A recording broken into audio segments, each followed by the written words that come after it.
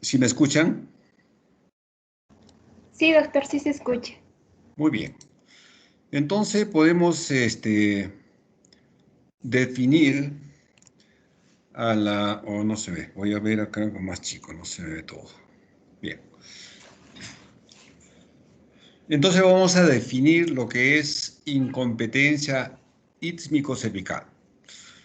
Podemos decir que la incompetencia cervical es una entidad clínica que se caracteriza por la dilatación. Vean acá, el cuello se completa, se dilata y salen las bolsas a través de la vagina. Entonces, es una dilatación cervical indolora. La paciente no siente ninguna molestia, no hay contracciones.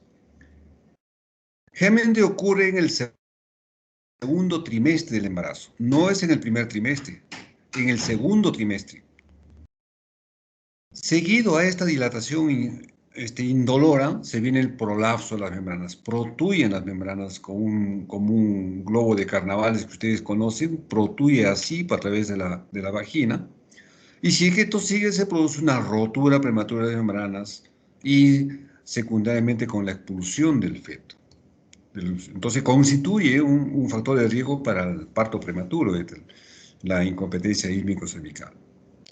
La incompetencia cervical es la incapacidad pues, del cuello uterino para mantener el embarazo in situ o in útero hasta el término, debido a defectos anatómicos, debido a defectos funcionales. La incompetencia ísmico-cervical no presenta criterios diagnósticos claros. Se sospecha clínicamente por el hallazgo de una dilatación cervical en ausencia de dinámica uterina. A veces están haciendo la ecografía que viene una gestante por dolor y encuentran el cuello dilatado. Eso es un hallazgo, muchas veces es un hallazgo eh, del examen, durante el examen, por supuesto, por alguna situación obstétrica que acude a la paciente, ya sea a la consulta o a la emergencia. ¿Qué factores están asociados a la incompetencia ísmico-cervical? El antecedente de incompetencia cervical en una gestación anterior. Entonces, viene la paciente, generalmente viene por problemas de infertilidad, tiene el antecedente, bueno, he tenido dos pérdidas, dice, pero entonces tenemos que precisar a qué edad fueron estas pérdidas. Si ocurre en el primer trimestre es debido por otras cosas, pero si ocurre en el segundo trimestre, ojo, tenemos que sospechar en una incompetencia cervical. Entonces, nuevamente le digo yo, el médico tiene que ser acucioso, tiene que estar atento, tiene que sospechar en algo. Eso, si no, aquel médico que no sospeche en nada, pues difícilmente va a ser el diagnóstico. Entonces, la infección intramniótica subclínica ya nos hace sospechar que probablemente las bolsas estén protuidas en plena flora vaginal que secundariamente está infectando. Hay muchas pacientes que vienen a la consulta por dolor abdominal, tipo contracciones, o sea, con una dinámica uterina. Hay muchas causas, a veces solamente es una infección intraamniótica. Entonces, hasta un 50% de las pacientes con clínica compatible con incompetencia cervical enmascaran un cuadro de infección intraamniótica. O sea, basta que ustedes vean las bolsas protuyendo a través de la vagina, ya, ojo, tienen que ya sospechar una infección intraamniótica. Defectos del tejido conectivo debido a una cirugía anterior, una cirugía cervical, ya sea una conización cervical, ya sea una traqueolectomía cervical, dilataciones cervicales repetidas, o sea, por abortos. A veces hay pacientes que someten a abortos y se hace una dilatación cervical en cada procedimiento, quedan en el cuello incompetente. Lesiones o desgarros cervicales, cuando hay desgarros consecuencia de un parto complicado, o en defectos congénitos del tejido conectivo. La hipoplasia cervical congénita también es causa de esta incompetencia cervical. Y también la otra, secundaria, una exposición del etilestilbestrol, también se considera como factor asociado a la incompetencia cervical. El diagnóstico. No existe, pues, criterios bien definidos para el diagnóstico de incompetencia cervical por no disponerse de métodos fiables y objetivos. O sea, ¿cómo hacemos el diagnóstico? A veces la paciente ya viene por las consecuencias de esta situación. No hacemos una cervicometría de rutina en todas las gestantes. Debería hacerse. Entonces, la historia de los embarazos previos es muy importante y decisiva para sospechar en una incompetencia cervical. Las pacientes suelen ser multigestas con uno o más abortos en el segundo trimestre. Pruebas de diagnóstico progestacional. Hay muchas pruebas que se hacen en el estado pregravídico. Por ejemplo, nos vienen a las pacientes con una dilatación por alguna situación, una patología endocervical o cervical que le han sometido y han hecho unas dilataciones cervicales. O encontramos alguna cervicometría por otra patología y encontramos un cuello cortado. O a veces se hace estudios de histerosalpingografía en estudios de infertilidad, donde se encuentra prácticamente el radiólogo informa, pues no puede hacer el procedimiento porque toda la sustancia se sale por el cervix. O también se hace, si hay sospecha, el test de resistencia cervical mediante la tracción de un globo, se introduce, se inserta una sonda Foley dentro del útero y hay un globo de retención que se insufla, a veces se sale el globo plenamente lleno, ya sea de suelo fisiológico u otra situación. Entonces el diagnóstico, pues, tenemos que tener presente la historia de 2 o más pérdidas en el segundo trimestre. O en la historia de un parto prematuro, secundaria a una rotura prematura o secundaria a una incompetencia cervical. Historia de dilatación cervical indolora, historia de trauma cervical, o sea que se ha hecho una conización, o se ha sufrido unas laceraciones intraparto, o se ha hecho dilataciones forzadas, secundarias a un aborto provocado. Es decir, todo esto se antecede a lo que tenemos que recoger en la anamnesis y relacionado con lo que viene a consultar la paciente. Ahora, lo que ustedes tienen que saber es la longitud del cuello uterino, se llama cervicometría. Cervicometría. Si nosotros encontramos una cervicometría a las 24 semanas, menos de 25 milímetros, entonces esto se asocia a un 18% del riesgo del parto pretérmino. Si la cervicometría es menos de 20 milímetros, el 25% se asocia al parto prematuro. Y fíjese que si la cervicometría mide menos de 15 milímetros, centímetro y medio, entonces el 50% tiene un riesgo de parto prematuro. En el esquema ustedes ven un cuello íntegro y ya la embudización o tunelización o signo de embudo, como ustedes ven, así comienza a dilatarse el cuello, el cuello uterino. Acá vemos algunas diapositivas, un cuello normal y acá ven las formas, cómo se dilata, cómo este signo de embudización. Puede ser en forma muchas formas, en Y, en T, en U, en T, como depende, lo veamos por ecografías. El tratamiento entonces es, en primer lugar, tenemos el cerclaje indicado por historia clínica obstétrica. O sea, el equivalente al cerclaje profiláctico o primario. O sea, la paciente ha tenido 2 pérdidas en el segundo trimestre de embarazo, pues sospechamos altamente una incompetencia cervical. En este próximo embarazo, el tercer embarazo, programamos un cerclaje. Entonces se realiza de forma electiva antes de evidenciar modificaciones cervicales. Antes que ya no haya, y que se haga más difícil el cuello uterino, se acorta más y es difícil la cirugía. En gestantes, sobre todo, que han tenido la antecedente de incompetencia cervical entre las 3 y 16 semanas. Ahora, después de realizar el cribado, entonces, ¿cuándo programamos este tipo de cirugía? Primero tenemos que hacer el cribado de neopolitías. O se puede hacer después de 12 semanas, una vez que se pasó el periodo de riesgo de aborto espontáneo. Ustedes saben de que hasta las 12 semanas hay una evolución fisiológica que el organismo es tan sabio y tan fisiológico, lo malo lo trata de eliminar, malformación, una serie de situaciones. Entonces hay que esperar este proceso donde ya disminuye, después del tercer mes ya disminuye la tasa de abortos espontáneos. Gestantes con historia de 2 o más pérdidas fetales en el segundo o inicios del tercer trimestre sugestivas de incompetencia cervical. En este tipo de pacientes programamos este tipo de cerclaje primario o profiláctico. Historia de una pérdida fetal en el segundo o inicio del tercer trimestre después de una conización cervical. Programamos un cerclaje profiláctico primario, no esperar el daño que ya se produzca protrusión de las bolsas. Gestante a la que se realizó un cerclaje cribado por ecografía terapéutico secundario en la gestación anterior y que a pesar de ello presentó un nuevo parto prematuro. En estas pacientes, antes que se pueda modificar el cuello, programar para un cerclaje primario profiláctico. Ahora, el cerclaje indicado por ecografía, equivalente entonces al cerclaje terapéutico secundario. O sea, el otro es profiláctico, entonces terapéutico secundario.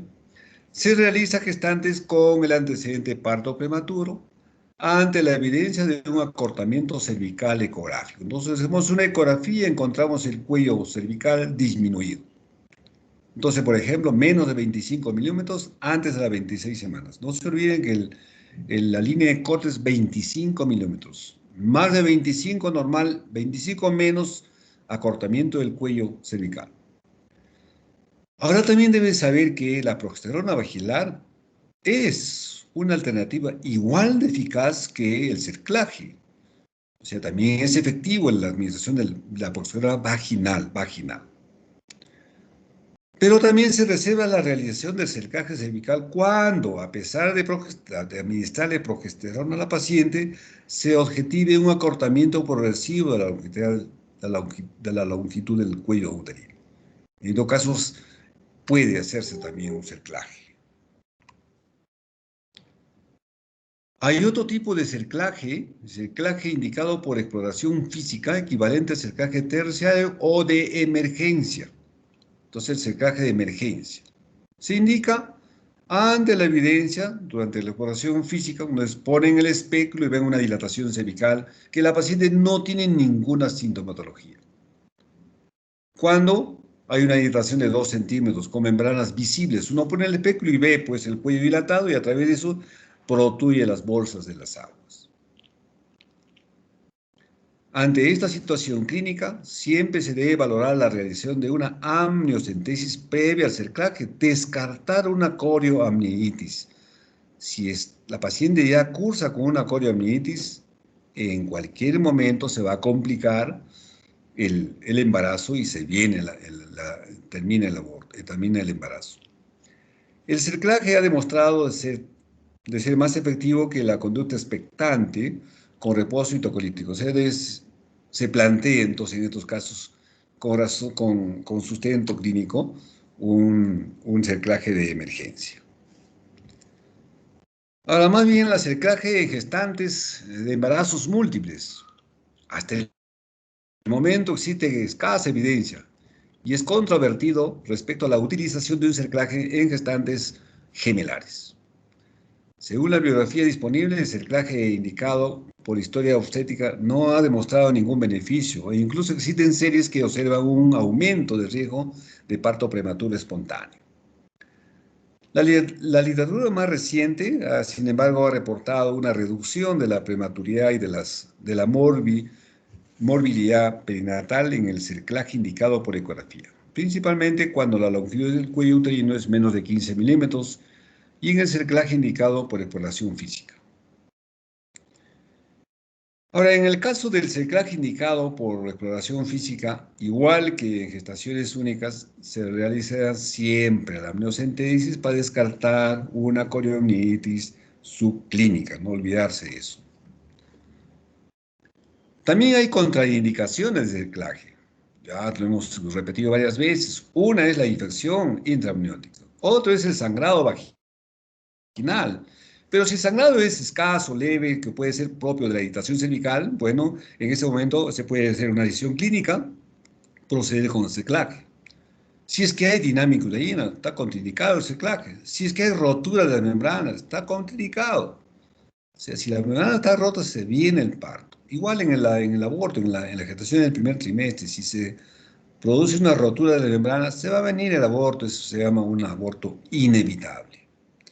Muerte fetal o interrupción legal de la gestación o malformaciones fetales, obviamente está contraindicada en otros casos el cerclaje. Ahora, ¿cuál es el manejo clínico antes del cerclaje?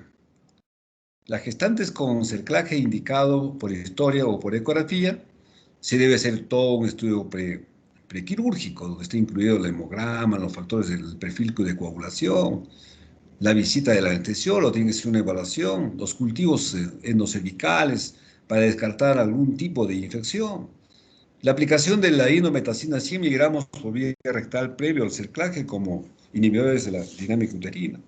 Profilaxis antibiótica, o igualmente, la cefocitina 2 gramos en monodosis. Y la maduración pulmonar, si el cerclaje se realiza a partir de las 24 semanas.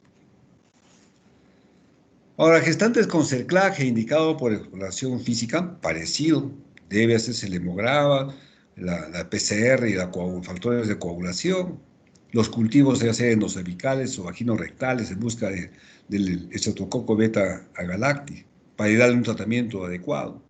Medir la longitud del cuello uterino para valorar el riesgo.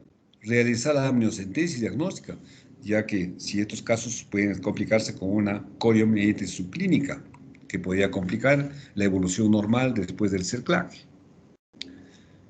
El diagnóstico bioquímico de infección intraamniótica, podemos encontrar glucosa en el líquido amniótico después de una amniocentesis, me refiero, menos de 4 nanogramos por decilitro, tinción de Gram con visualización de gérmenes.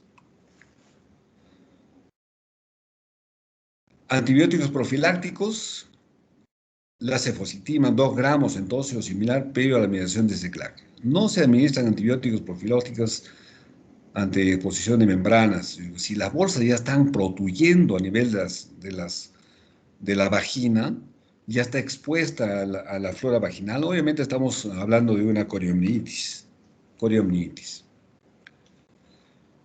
La administración de tocolíticos.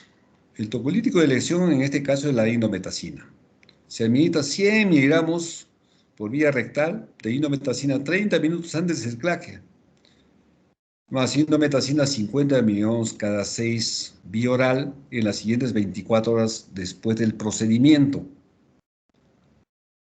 Se podrán añadir otros tocolíticos si existe dinámica uterina tras la realización del cerclaje, siempre y cuando se haya descartado infección intraamniótica o subclínica o coriomielitis clínica. Si hacemos este diagnóstico, la conducta es terminar el embarazo. Los corticoides. Se administrarán corticoides en caso de cerclaje indicado por exploración física si este se realiza a las 20 o más de 24 semanas para la maduración pulmonar. La técnica, esta es la técnica más usada. El cerclaje de McDonald es el más utilizado y de elección el cerclaje terciario. Ahora estamos haciendo en todo solamente este tipo. Ya no se hace el Chirurgical porque es muy invasivo. Este es muy rápido, son 10 minutos de cirugía y se concluye. En el cerclaje de McDonald, entonces, como ven ustedes, se pasa hasta 4 o 5 lazadas en el pliegue del vésico cervical. Y después se anuda, teniendo en cuenta que tener cuidado los vasos paracervicales que están en esta zona, tenemos que irnos más adentro, tratando de no coger estos vasos cervicales. Y la operación es muy sencilla, se anuda y se queda sellado. Este método de Chiroca es más cruento, hay que hacer un corte en el labio anterior y otro posterior, disecar y pasar la cinta y anudar.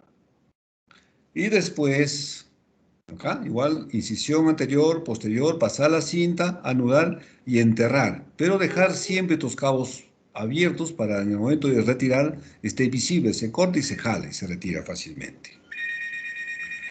¿Cuál es el manejo posterior? El cerclaje indicado por historia clínica o indicado por ecografía. Se recomienda reposo relativo. Ecografía de control después de 24 horas. y si no existe contraindicación, se procederá a dar de alta a la paciente. Recomendaremos descanso médico durante una semana. Siempre hay que individualizar a cada paciente después. No todos tienen los mismos criterios para esta recomendación. El CELCLAC indicado por exploración física, igual, reposo absoluto, con indometacina de 50 miligramos, como les hemos dicho, cada 6 horas vía oral, en las siguientes 24 horas del CELCLAC. Ya está la realización de la ecografía de control. A las 24 horas hay que hacer una ecografía de control para ver si el CELCLAC está en buena posición, está sin ninguna complicación. Luego retirar el tratamiento tocolítico con indometacina indicando un reposo relativo y alta al día siguiente. En estos casos, el descanso médico se recomendará hasta retirar el CELCLAC según criterio clínico y según contexto de la misma evolución de la misma paciente. Individualizar para cada paciente. Hay un CELCLAC abdominal, como ustedes van, esto se hace por vía abdominal, puede ser por vía laparoscópica. Entonces se pasa la cinta y se anuda, entonces estamos acá el útero, el cuello, el istmo, el cuello, y se anuda con una cinta especializada. También hay entonces el CELCLAC abdominal. Seguimiento ambulatorio, el primer control, hacerlo después de una semana, entre el día 7 y 10 días del CELCLAC. Si el CELCLAC está normo inserta, bien, en buenas condiciones y la situación clínica es estable, luego entonces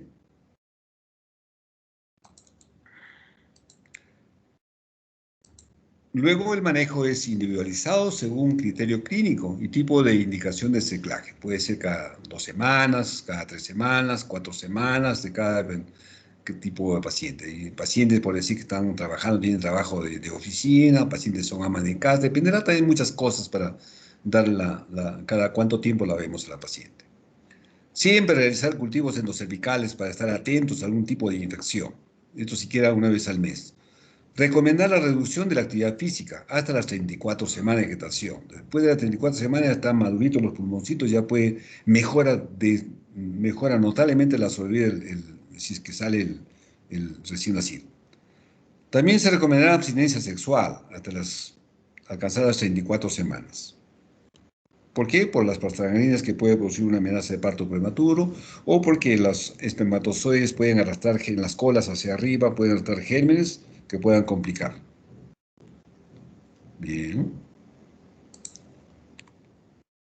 Igualmente, las suturas de CELCLAC se retirarán cuando la gestación alcance al término, a las 37 a 38 semanas, si existe la atención de un parto vaginal. Y si está indicado el parto por vía alta o cesárea, el CELCLAC se retirará en el mismo acto quirúrgico. Y en los casos del CELCLAC abdominal, la sutura se mantendrá in situ, no hay riesgo de querer retirar. Si en algún momento aparece dinámica uterina que no cede con tocolíticos o hay una sospecha de una coriominitis, la conducta es retirar el CELCLAC. Ahora, existe escasa evidencia sobre el manejo de la rotura prematura de membranas. Se realizaba una amniocentesis para ver si tiene infección, pero la conducta es retirarla. Si se produce una rotura prematura de membranas, el parto va a venir en cualquier momento. Y como es un hilo, una cinta que no se extiende, y el cuerpo y en el trabajo de parto puede producir una laceración del cuello uterino, entonces en otros casos es preferible retirar la cinta. Ahora veamos lo que nos toca el segundo tema, la mole y atifón. La enfermedad trofolástica gestacional, se abrevia con las siglas de ETG, conforma un grupo de enfermedades heterogéneas que se deriva de una proliferación trofolástica anormal de la placenta. O sea, hay ¿cómo se puede decir? Es un grupo de patología pero todas derivan de esta proliferación del trofoblasto, con potencial para invadir localmente el útero o puede metastatizar a tejidos distantes. Hay una clasificación histológica puede ser en mola hiatiforme y neoplasia trofolástica gestacional. En la mola hiatiforme está la mola completa y la mola parcial. La mola parcial. Entonces tenemos mola y tenemos feto, o la mola parcial, igual acá, después del produce el, el parto. Y la neoplasia trofolástica gestacional, entonces acá encontramos la mola invasiva, el coriocarcinoma, el tumor del lecho placentario y el tumor trofolástico epiteloide. Ahora, el 80% corresponde a mola hiatiforme en todos los casos de enfermedad trofolástica gestacional, el 15% a mola invasiva y un 5% al coriocarcinoma. La incidencia para la mola completa es de 1 a 3 en 1000 embarazos, un poco raro. Y la incidencia para mola parcial es de 3 en 1000 embarazos, un poquito raros. Los factores de riesgo ustedes conocen, la edad, más de 40 años, la edad materna avanzada es un factor de riesgo para esta enfermedad de trofoblasto. Antecedente de gestación molar previo, o sea, si la paciente nos refiere que ha tenido un embarazo molar, entonces ojo, que esta paciente en este embarazo actual puede presentar. No se modifica por cambio de pareja, no es como la enfermedad trofolar, como la enfermedad hipertensiva, la preeclampsia. El 1% sí es un antecedente, del 15 al 20% sí son dos antecedentes de dos episodios de esta enfermedad de presentar en embarazos anteriores. Hay menos evidencia en cuanto a los abortos de repetición en los grupos sanguíneos A y AB. ¿Cuál es la clínica? El sangrado, pues. El sangrado uterino en el primer trimestre, abortos en el primer trimestre, y muchas molas que terminan en el primer trimestre. Dolor y presión pélvica por aumento del tamaño uterino y por la presencia de quites tecaluteínicos, su característica importante. Si nosotros hacemos una ecografía, la paciente viene con un embarazo de 3 meses y no encontramos feto y vemos que los ovarios están múltiples de quistecitos, sospechar en esta enfermedad. Ahora, si nosotros ponemos el espectro y hay una expulsión de vesículas como las uvas iguales son, vesículas hidrópicas a través de la vagina, nos hace el diagnóstico contundente de una enfermedad del trofoblasto. Otros síntomas clásicos como la anemia, la preeclampsia, a veces se asocian a las 20 semanas, hay hiperemesis, por el dosaje, por el parecido de la beta-HCG, de la cadena beta, entonces se asocia con hipertiroidismos, el distrés respiratorio, en el caso de que esté la enfermedad avanzando a este nivel. La ecografía nos hace el diagnóstico. Hay una imagen intrauterina en panal de abejas, como ustedes están viendo, nítidamente, nos hace la sospecha de una enfermedad o una mola hiatiforme. O si podemos ver el desarrollo fetal o molas completas, como en este caso, a un feto y la mola. Imagen heterogénea correspondientes a masa trofoblastica con imagen de embrión, concomitantemente con las molas parciales. Masas anexiales compatibles con los quistes tecaluteínicos, así se ve, parecía que la paciente ha sufrido una hiperestimulación ovárica para conseguir un embarazo por fectación in vitro, se ve así, nos hace el diagnóstico también esto de la mola. Exploraciones complementarias, obviamente que solicitar un hemograma, su grupo sanguíneo, perfil de coagulación, función hepática, determinación de la beta-HCG, que nos va a llegar seguramente en cifras altas, pedir una radiografía de tórax basal en previa a la evacuación para ver si no hay metástasis a este nivel, una ecografía hepática, obviamente para ver si no hay metástasis a nivel hepático. La función tiroidea, pedir la TSH y T4, si existe sospecha clínica de afectación de la misma, que puede haber en forma de taquicardia, hipertensión, hiperreflexia, temblores, etc. Gasometría y tomografía pulmonar, si es que hay sospecha clínica de embolia trofolástica a este nivel, que pudiera haber también los casos complicados. Aquí hay un diagnóstico diferencial entre la mola parcial y completa. Entonces vemos en cuanto a su génesis, en la mola parcial y en la mola completa, en cuanto a la etiología, el cariotipo, histología y el cuadro clínico, las dos patologías. El tratamiento, el legrado uterino por aspiración, previamente dilatación del cuello uterino. La evacuación médica está contraindicada en caso de molas completas. En las molas parciales se puede valorar la evacuación médica cuando el tamaño del componente fetal contraindica el legrado aspirativo, valorando el riesgo-beneficio de un potencial aumento del riesgo de la neoplasia gestacional. La administración de uterotónicos solo está recomendada ante una hemorragia post-evacuación. Se administrará, obviamente, inmunoglobulina anti-D en casos de pacientes CDH negativos después del procedimiento evacuador. El estudio anatomopatológico: se realizará el estudio del material obtenido mediante el grado aspirativo. Se remitirá una muestra a anatomía patológica y otra al laboratorio de genética. En cualquiera de los dos siguientes casos, no hay evidencia previa de saco gestacional, o vesícula o embrión. O si hay la existencia de sospecha clínica, analítica o ecográfica de mola hiatiforme, antecedente de mola, útero aumentado de tamaño, quistes tecauterínicos, hiperemesis, hipertiroidismo clínico, expulsión de material vesicular o hipertensión. De nuevo, hallazgos de la beta-HCG, si son muy altas, entonces no es necesario realizar determinación rutinaria de la beta-HCG. En el resto de casos no es necesario enviar la muestra de estudios anatomopatológicos.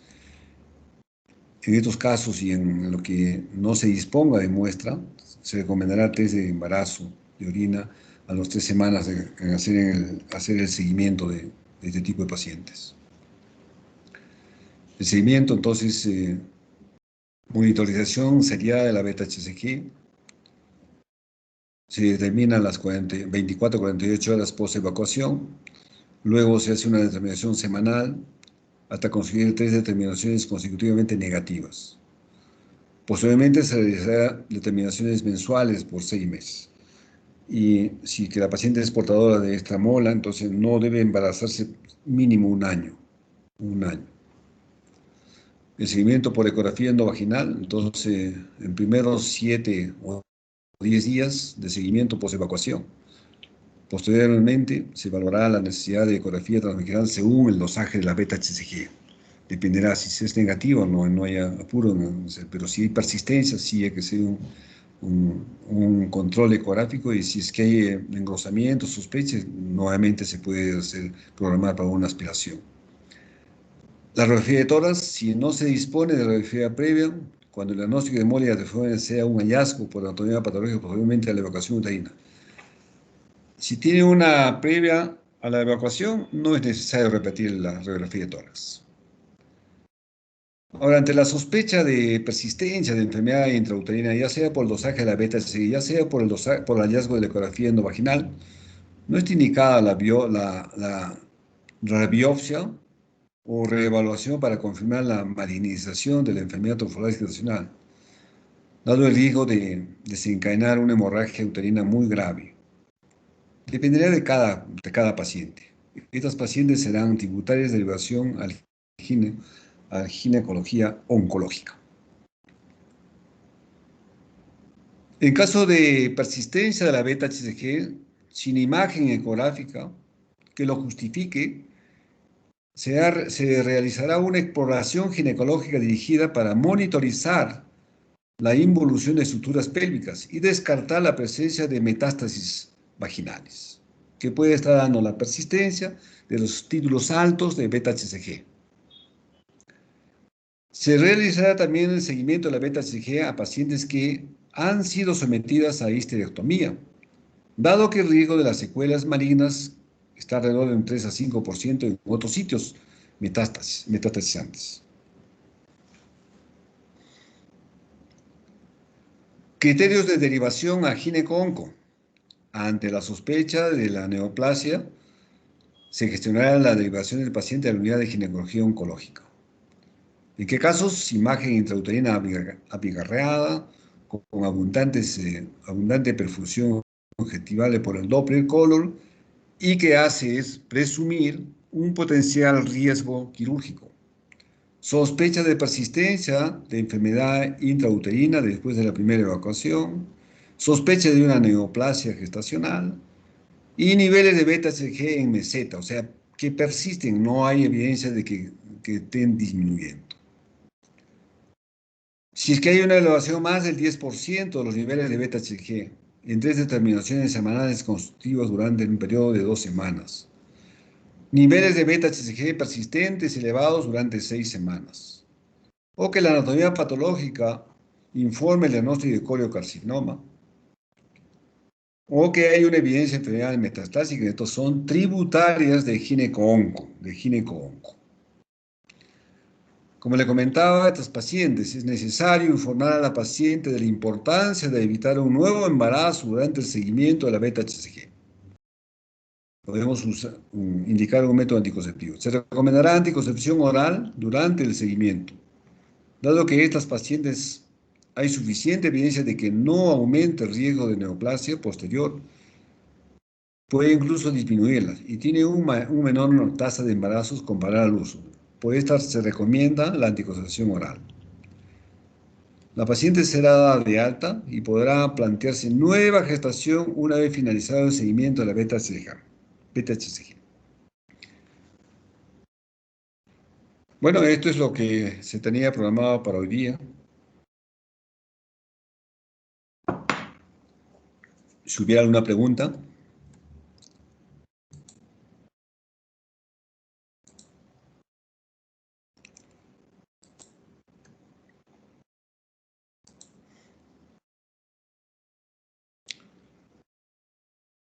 Doctor, ¿cuál es la zona más común de metástasis del coriocarcinoma? Está entre hígado y pulmón.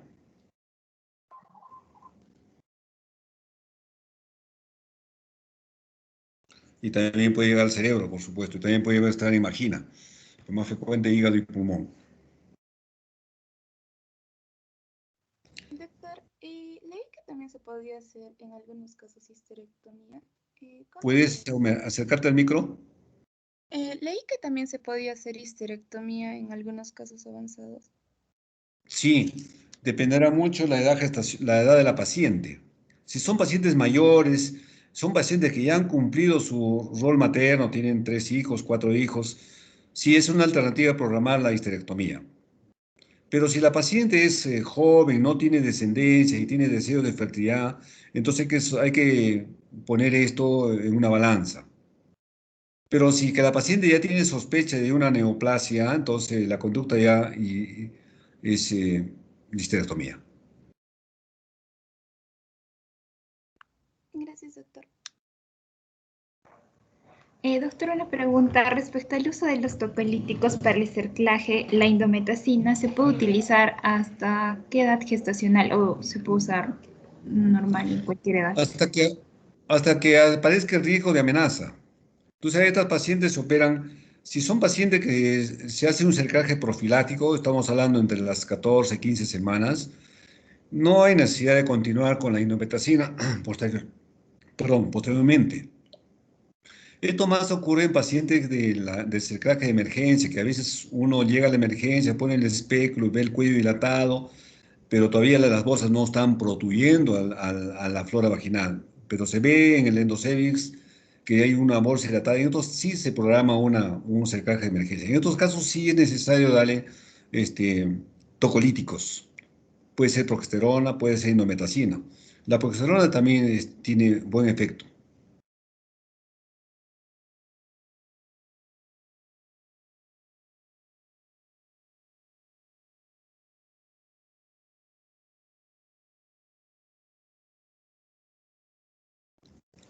Bien, alumnos, entonces nos vamos viendo en cualquier momento.